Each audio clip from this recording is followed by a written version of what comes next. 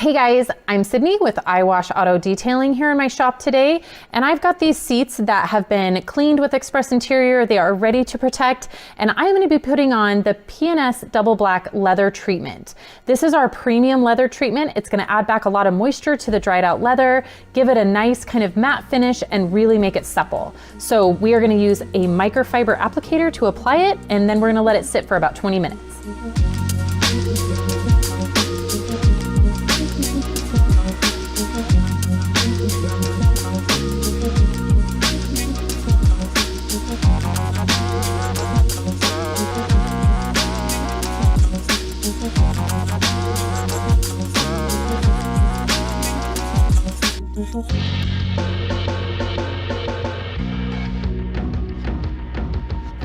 All right, so there you have it. We have applied 2 coats of the double black leather treatment to these seats.